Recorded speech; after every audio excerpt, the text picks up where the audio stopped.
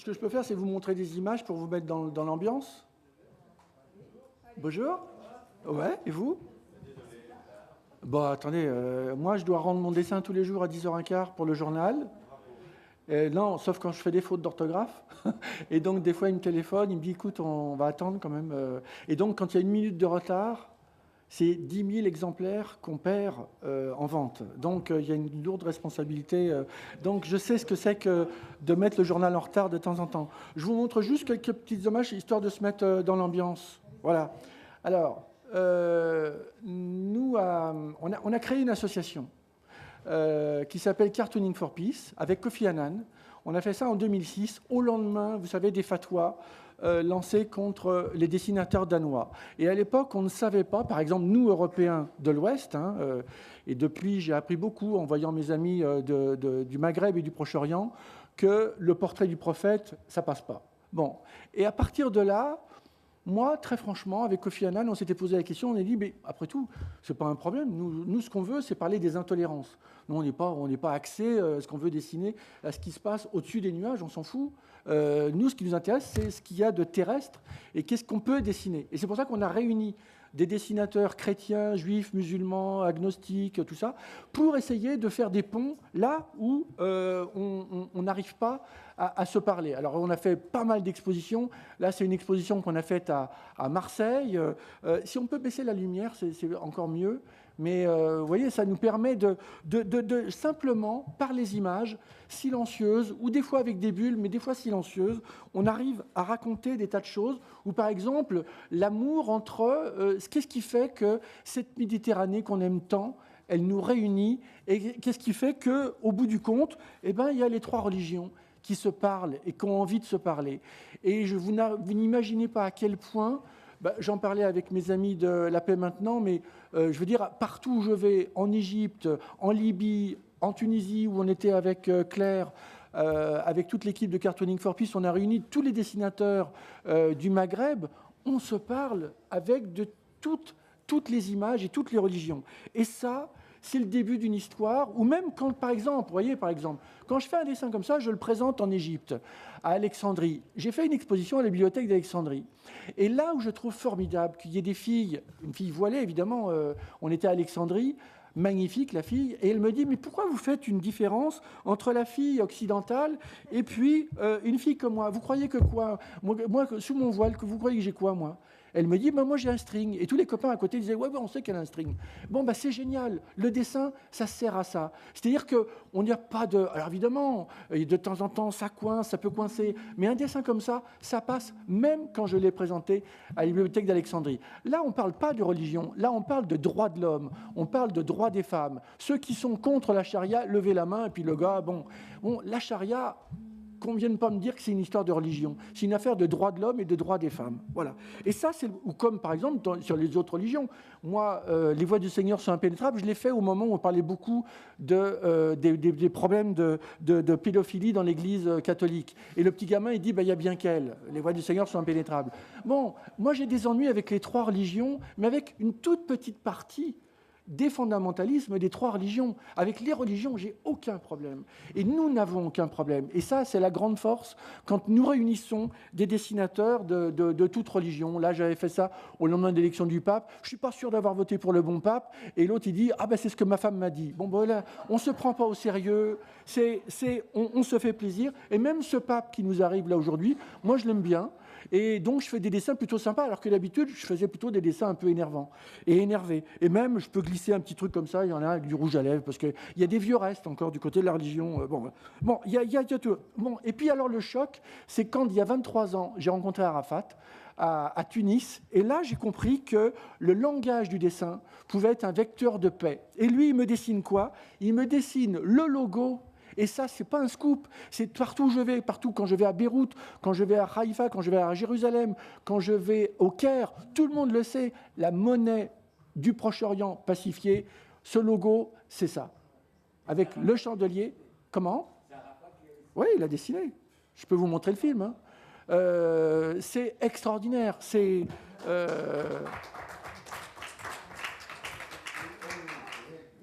Tout à l'heure, je vous montrerai une petite séquence d'1 minute, si on a 1 minute. Bon, ça, c'est le logo de la monnaie. On a la monnaie européenne avec le E comme ça, avec les 2 traits. Ça, c'est le logo du Proche-Orient pacifié. Ne me demandez pas une date, mais ça va arriver. Il faut juste... et ça, c'est la signature avec la signature d'Arafat. Je lui dis, mais quoi, qu'est-ce que c'est que ce truc-là? Il y a 2 pays qui vivent ensemble, il y a une frontière, il y a 2 drapeaux, et c'est lui qui me dessine en 91 les 2 drapeaux et les couleurs. C'est moi qui lui donne le stabilo bleu et je lui dis, dessinez-moi l'étoile de David du drapeau israélien. Lui, à l'époque, il n'est pas capable de dire, je reconnais l'État israélien, il me fait le dessin, et après je vais à Jérusalem et je vais voir Shimon Peres qui me dit, bon, mais il n'y a pas de problème, ça c'est en 92, 1 an avant les accords d'Oslo, et il me dit, on va vers une solution. Alors la date, il ne sait pas, mais la solution, on y va tout droit. Et j'ai encore vu Shimon Peres, là, il y a quelques semaines. Là, j'ai revu quelques semaines avant la disparition d'Arafat. Il me voit un dessin, je lui montre, il me dit, mais attendez, il n'y a pas de problème. Ça, je vous le signe quand vous voulez. Et ça, ce dessin-là, il me le signe. C'est pour vous dire qu'on a inventé un vecteur qui s'appelle une université de la tolérance, qui s'appelle Cartooning for Peace, Dessin pour la paix. Et on arrive avec tous ces dessinateurs du Proche-Orient, du Maghreb, de la Méditerranée, et on se parle entre nous. Moi, déjà, je ne vais pas vous prendre la parole. Moi, je reviendrai après, parce que moi, j'ai plein d'autres dessins à vous montrer. Mais vous me dites, peut-être que vous voulez amorcer sur d'autres choses, et après, vous me redonnez la parole et je vous montre d'autres images. On fait comme ça? Alors,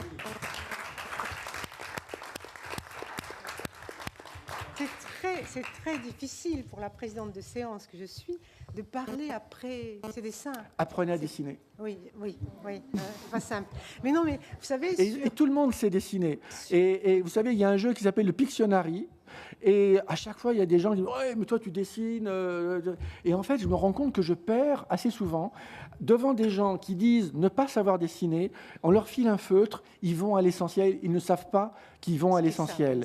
Et ils ne savent pas à quel point on est capable, avec un bout de feutre, de synthétiser des concepts.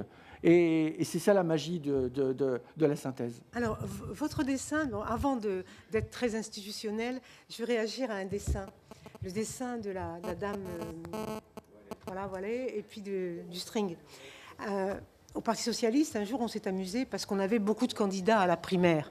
On en avait beaucoup, puis on s'est dit, on va prendre quelqu'un de sympa, de drôle, etc. Et puis, on va lui faire jouer le jeu du candidat. Il a dit, OK, mais moi, je veux bien jouer le jeu du candidat à la primaire, mais sauf qu'il faut que j'ai une équipe. Et donc, on s'est imaginé qu'on pouvait être ministre de quelque chose. Et donc, Martine Aubry a choisi un truc complètement farfelu. Donc, elle voulait être ministre de ça. D'autres ministres d'autres choses. Et puis, moi, j'ai dit... Et comme ça, on était en pleine période de débat sur le halal, l'identité nationale, enfin, les trucs. J'ai dit, moi, je voudrais être ministre du vice et de la vertu. Entre parenthèses, string et burqa. Oula. Ah, c'était tout un programme. Quel est le vice et quelle est la vertu? Voilà. Ouais. C'était tout un programme. Et donc, votre dessin illustre bien mon ministère. Bon, maintenant, je vais reprendre les choses par le bon bout. Et puis, bien sûr, remercier les organisateurs de cette journée, en tout cas de cette soirée hier, et puis de cette journée aujourd'hui, notamment Ofer Branstein et Miguel Moratinos, pour une journée riche de débats, de heurts, de petites tensions, mais Ça fait rien, on est là, on est ensemble, et c'est ça l'essentiel. Hein. Et puis, bien évidemment, nous découvrons des horizons nouveaux, qui sont féconds, qui sont riches. Alors, il me revient d'ouvrir la table ronde sur culture et éducation, qui sera animée par notre ambassadeur en Égypte, Nicolas Gallet. Et bien évidemment, en tant qu'élu, membre de la commission de la culture, j'ai bien sûr de l'appétence pour les questions de culture et d'éducation et toutes leurs implications, bien évidemment. Alors, et je le disais hier au dîner, la Méditerranée est un espace éminemment civilisationnel, berceau des 3 monothéismes, vous venez de le rappeler. Et puis, il y a une superbe phrase que je voudrais vous lire. Hier, je ne l'ai pas trouvée. Voilà, je n'avais pas la mémoire et je n'étais pas prête à m'exprimer. Mais aujourd'hui, je vais vous dire cette phrase. L'alphabet fut phénicien, le concept grec, le droit romain, le monothéisme sémite, je vais doucement pour les traducteurs, l'ingéniosité punique, la munificence byzantine, la science arabe, la puissance ottomane, la coexistence andalouse, la sensibilité italienne, l'aventure catalane, l'éternité égyptienne bien sûr, et la liberté française. Alors, avec tout ça, tout cet héritage, comment on serait incapable de construire un avenir fécond? Et toutefois, j'ai longtemps estimé que l'on ne considérait la Méditerranée qu'à travers le prisme culturel, semblant nous accrocher à un mythe sans cesse rebattu d'une mer commune, parfois synonyme de rapprochement et de communauté de destin, pour mieux masquer notre incapacité à combler l'écart économique et social grandissant entre les 2 rives. Le culturel semblait le cache-misère d'une distorsion économique où la Méditerranée constituait une frontière de développement plus forte encore que le Rio Grande entre Mexique et États-Unis. À mesure que l'économie nous éloignait, que le social nous éloignait, nous convoquions la culture comme un vernis pour pallier notre incapacité à bâtir sur d'autres fondements un réel projet commun. Les débats d'aujourd'hui, les débats actuels, me font croire que les coopérations économiques sont en passe de prendre corps autour de projets concrets et fondateurs au bénéfice des peuples et d'une jeunesse qui a un fort désir d'avenir. Dans un tel contexte, culture et éducation constitueront alors des ponts essentiels pour garantir un rapprochement durable des peuples. Il ne s'agit pas d'aboutir à une fusion civilisationnelle impliquant que chacun renonce à son identité, à sa culture, au profit d'un bouillon qui serait commun et dont la définition deviendrait le plus petit dénominateur commun, mais bien d'un partage, d'un enrichissement mutuel sur le principe duquel s'est construite la Méditerranée avec tous les adjectifs que je viens d'indiquer. Dans cette perspective, j'ai longtemps appelé de mes voeux l'établissement d'un manuel d'histoire commun aux 2 rives, permettant de débattre, de discuter et, in fine, de partager l'histoire qui nous relie. Il ne suffit pas en effet d'énoncer la nécessité d'un partage de la Méditerranée si rien au final ne le matérialise. La Mare Nostrum restera et reste une illusion si rien ne vient l'affermir. La Méditerranée n'a pas été qu'une mer unifiant les rives, elle a été aussi témoin récemment comme dans le passé de troubles, de guerres, de colonialisme qui ont opposé les rives et voire même les pays d'une même rive. Parvenir à mettre des mots communs, à donner un contenu accepté de tous à ces événements, voilà qui permet de réellement d'inscrire notre passé et notre futur dans la communauté. Aujourd'hui, je suis heureuse de voir qu'un manuel lancé par la région PACA et soutenu par la France permettra de donner corps à cette réalité. Je suis aussi heureuse du projet de création de l'université euro-méditerranéenne dans la ville de Fès, ville symbolique s'il en est, puisque la première université, la Qarawiyyin, fut fondée, c'est la première université du monde, elle fut fondée, tenez-vous bien, par une femme et de surcroît musulmane. Un rapprochement des êtres et gage de meilleure compréhension de l'autre et donc d'une paix durable. Voilà en quoi les barrières et restrictions à la mobilité doivent faire l'objet d'un examen attentif. À cet effet, j'ai personnellement lutté contre les effets pervers et néfastes de la fameuse circulaire Guéant qui entravait les possibilités de circulation des étudiants. Sitôt que nous formions un étudiant, il ne pouvait plus rester pour parfaire son expérience en France. Des jeunes gens brillants que nous avions contribué à éduquer, à instruire, se voyaient contraints de rentrer immédiatement après la fin de leurs études dans leur pays d'origine. La France se privait de talents qui pouvaient être autant d'ambassadeurs, de relais d'influence, et elle niait qu'aujourd'hui, c'est les allées et venues, plus que l'aller simple, qu'il faut encourager. Il nous faut des visas de circulation de plus en plus. Cette circulaire a heureusement été abrogée. Elle demeure le signe qu'il ne faut jamais relâcher nos efforts en ce domaine pour créer un espace de partage que nous appelons de nos voeux. Et Plantu m'a fait penser à une chose, un mot pour les artistes, un mot pour les créateurs. Parce qu'il n'y a pas de culture sans créateurs, moins contemporaine, et ils sont importants pour nous tous, car ils disposent de ce don qui fait qu'ils nous permettent de toucher, comment on peut appeler ça, d'approcher les mystères de l'existence. Les artistes peuvent, avec leur sensibilité, nous faire approcher les mystères de l'existence. Et quand les libertés publiques sont menacées par leur art, ils arrivent à être le premier rempart pour dire non. C'est vrai à travers les dessins, c'est vrai à travers des œuvres, c'est vrai à travers les poésies. Alors, nous avons, le devoir de les protéger, tout comme la liberté, et tant qu'il y aura des journalistes, des dessinateurs, des poètes en prison, nous ne serons jamais complètement libres, parce que quand l'absence d'autrui nous prive d'existence. Je vous remercie.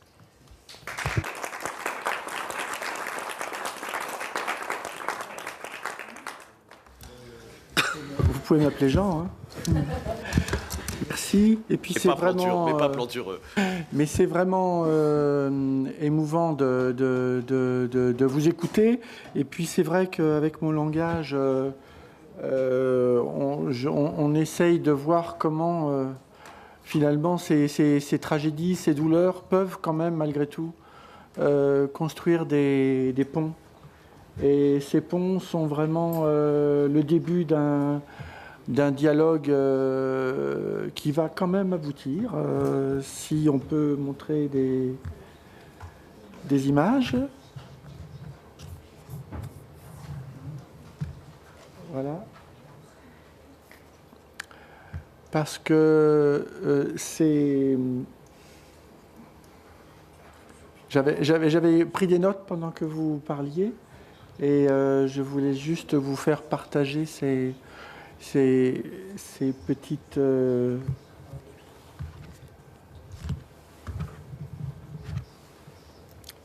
images.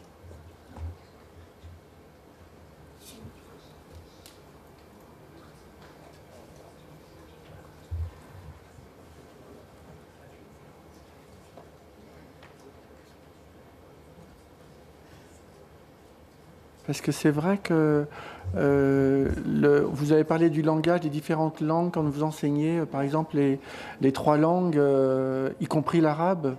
Je trouve qu'il y a une langue aussi essentielle qui est notre vraie première langue. Le jour de notre naissance, on a des cellules dans nos cerveaux qui sont faites pour comprendre notre vraie première langue. Avant le français, avant l'anglais, avant l'arabe, avant l'hébreu, c'est l'image.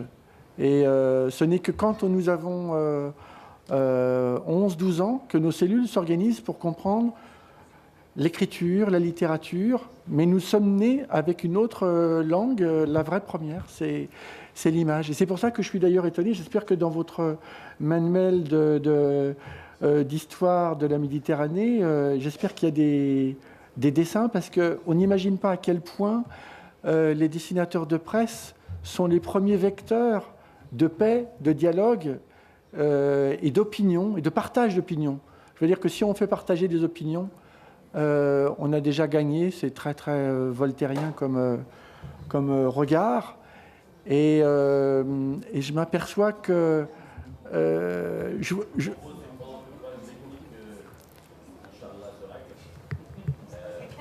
on demande à Kamal, par exemple, de poursuivre le tour de table, et puis on revient vers vous parce que vous êtes extrêmement doué pour le remplissage, mais il y a un moment où vous n'y arriverez plus.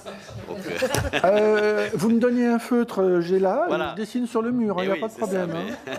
Ça, c'est la vice-présidente qui nous donnera l'autorisation. Et j'en profite pour dire que tous ces débats-là, c'est passionnant. Il y a seulement un énorme problème, c'est que quand il y a eu la campagne présidentielle en 2012, on n'en a pas parlé du tout. On n'a pas parlé des haragas, de ces bateaux, de ces pauvres Tunisiens, Libyens qui échouent sur les côtes de Lampedusa. On a parlé de tout, de notre petit nombril franco-français, de nos petits nombrils européens, et rien sur le monde international, rien sur le Maghreb, rien sur la Méditerranée. C'est un immense scandale que nous paierons un jour.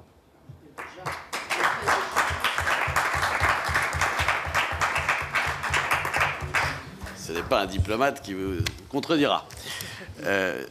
Cher Kamal, Faddal.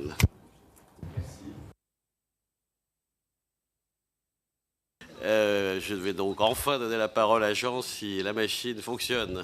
Elle marche très bien, et d'autant plus à propos de cuisine. J'ai déjeuné à midi dans un restaurant libanais qui est boulevard de Montparnasse et qui s'appelle Noura, et qui est un endroit où je mangeais encore des mésés. À chaque fois, je me dis, je vais peut-être changer. Non, on déjeunera ensemble la fois prochaine, maison, pas restaurant. Avec plaisir. À chaque fois, je me dis, je vais peut-être prendre autre chose, puis à la fois, je suis quand même tenté. Oui, j'ai dessiné des ponts tout à l'heure en vous entendant, parce qu'en fait, ces rencontres, c'est quand même tourné beaucoup sur le dialogue par la cuisine. Alors on pourrait faire des ponts avec des crayons, des stylos, avec des fourchettes. On peut construire des ponts avec des fourchettes, vous venez de le prouver. Et puis à la fois, je me disais, en écoutant l'ancien ministre de la culture palestinienne, je me disais, tiens, avec sa moustache et puis sa coupe de cheveux comme ça, il me rappelle, il me faisait penser au Dupont. Et du coup, je me suis dit, tiens, bientôt la paix, et je dirais même plus, bientôt la paix. Ce qui fait que on est passé du pont au Dupont. Et je me suis dit, tiens, il y a peut-être un truc à faire. Merci, monsieur l'ambassadeur, de nous donner l'occasion de parler de l'école, de l'éducation à la non-violence. Je trouve que il y a beaucoup de choses à apprendre sur l'égalité entre les femmes et les hommes. Et regardez, ces deux bateaux, l'homme et la femme, ils sont ça devrait être sur une seule mer, la mer Méditerranée. Et puis là, j'ai fait exprès de ne pas la terminer, parce qu'en fait, on devrait être tous les deux, et les hommes et les femmes, sur une même mer. Et on dirait que il y a des petites frontières là aussi entre nous. Il n'y a pas besoin de parler des langues, des religions et des cultures. Entre les hommes et les femmes, on sait faire ça très bien. Droit des femmes, patience, on se réunit dans 3 ans. C'est ce que vous disiez tout à l'heure. Et puis je reviens sur les dessins de mes amis des trois religions, des Israéliens, des Palestiniens, des chrétiens, des juifs, des musulmans. Par exemple, regardez, on a parlé beaucoup d'Israël et de Palestine, et puis ce mur de séparation.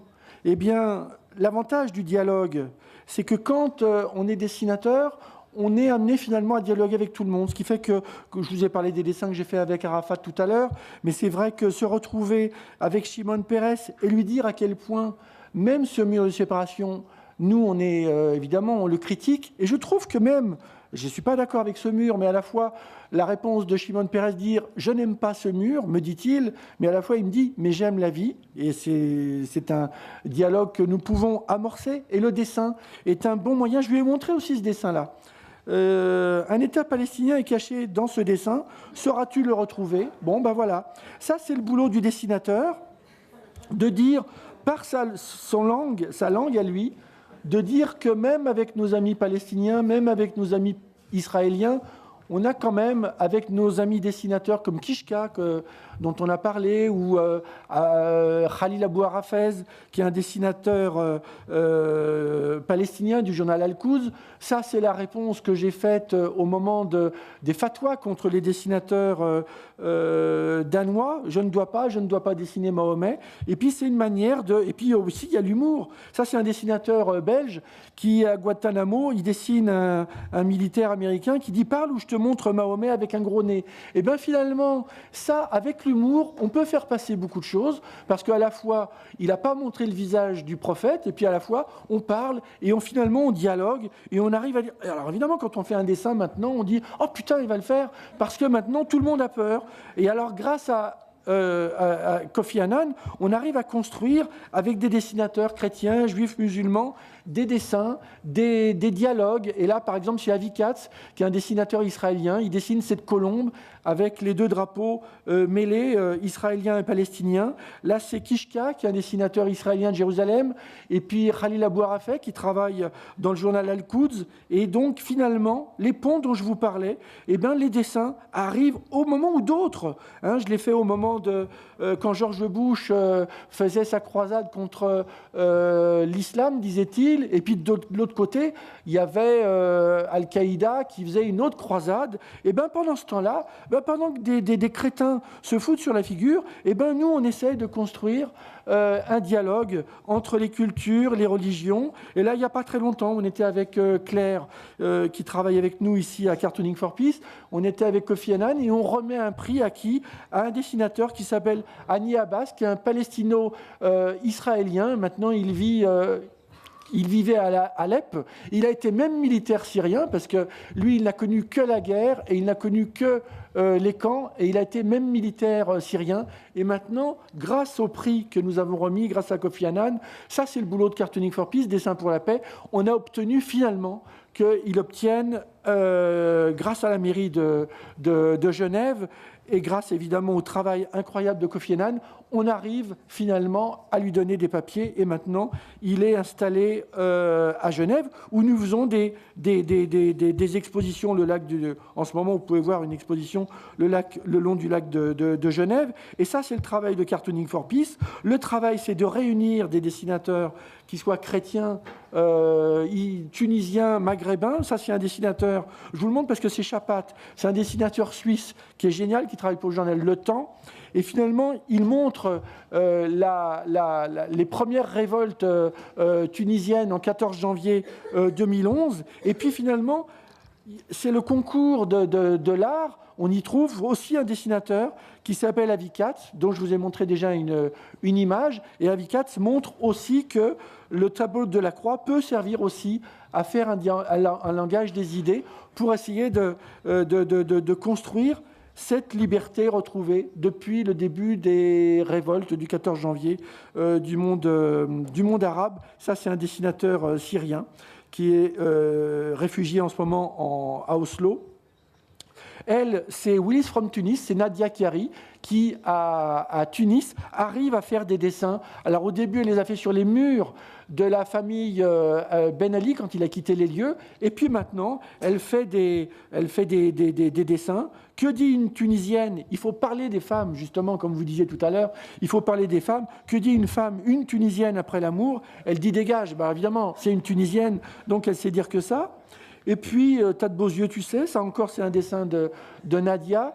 Et l'humour, ça fait partie du travail de Cartooning for Peace. L'autre fille, ça c'est un dessin très intéressant. Il parle de Marzouki, le président tunisien. Et puis Marzouki, il dit, il faut arabiser toutes les matières. Et l'autre fille, qui est un grand dessinateur, qui travaille dans le journal La Presse à Tunis, il dit, ils épousent des Françaises, ils écrivent des livres en français, ils envoient leurs enfants étudier en France, et ils veulent imposer au peuple l'arabisation. Et je trouve que ce petit dessin graphique, comme un petit Dazibao, eh ben, je trouve que c'est une jolie réponse. Ça, c'est intéressant.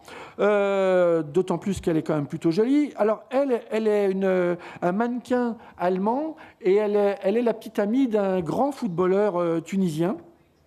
Et quand il y a cette photo qui est publiée dans la presse européenne et tunisienne, pas de problème. Mais quand la même photo, elle est publiée dans un journal de langue arabe à Tunis, alors là, gros problème.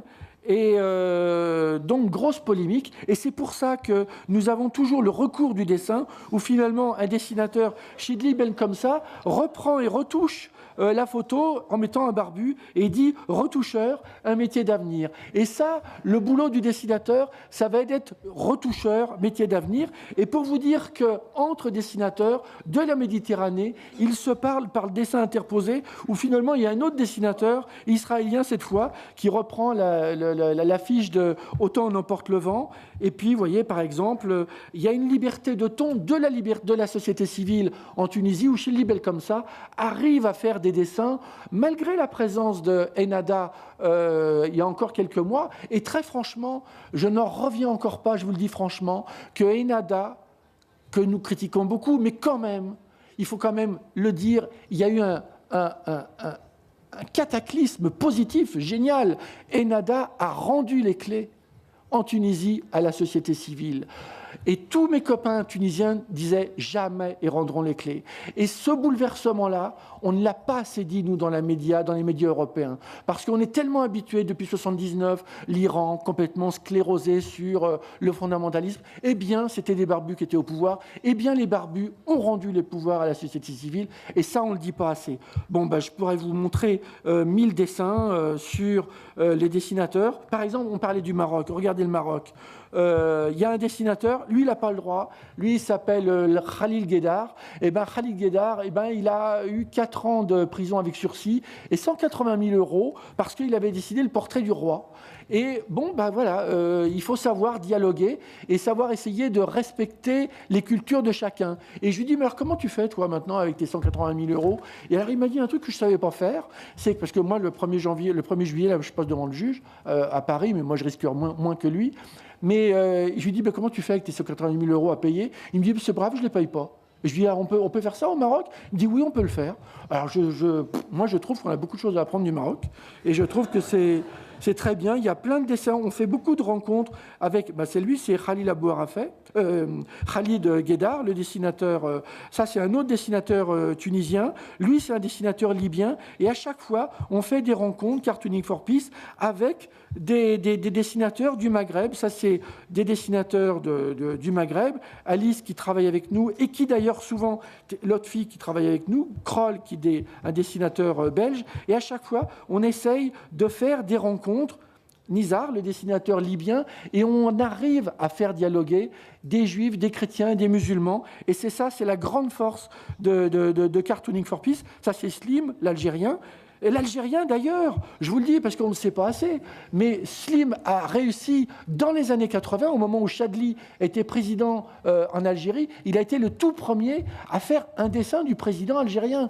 Et ça, alors de ce jour-là, son journal a été saisi, et on a même demandé à tous les kiosquiers, et on a même demandé à tous ceux qui avaient acheté El Moudjahid, quand il l'avait publié, de rendre le journal dans les années 85-86. Donc voilà, ça c'est le langage du dessin, ça c'est Z, qui est un dessinateur qui ne montrera jamais son visage, il est tunisien, il arrive à faire des dessins formidables, elle est égyptienne, et elle s'appelle Doha, et elle arrive à faire un langage avec ses amis dessinateurs coptes du Caire, et elle a fait, regardez, un truc qui a été incroyablement un scandale il n'y a pas très longtemps, parce que maintenant on a compris que le visage du prophète, il faut faire gaffe, mais à la fois, elle a fait Adam et Ève. Et elle a fait Adam et Ève habillés. Ce qui, moi, quand je dessine Adam et Ève, ils sont à poil. Bon, alors respectueuse, elle les fait habiller. Pas de peau, les salafistes tombent sur elle parce qu'elle a dessiné Adam. Et ce qu'elle ne savait pas, c'est qu'Adam est aussi un prophète. Alors donc, il y a un gros problème, et les dessinateurs sont aux avant-postes pour essayer de faire comprendre à quel point le langage du dessin arrive à dire ce que les autres n'arrivent pas à dire. Et je termine sur ce dessin sur les hommes et les femmes. Et même une barbe arrive à empêcher une femme de parler, mais ça ne va pas durer. Et le langage du dessin permettra de couper les barbes et de libérer la parole.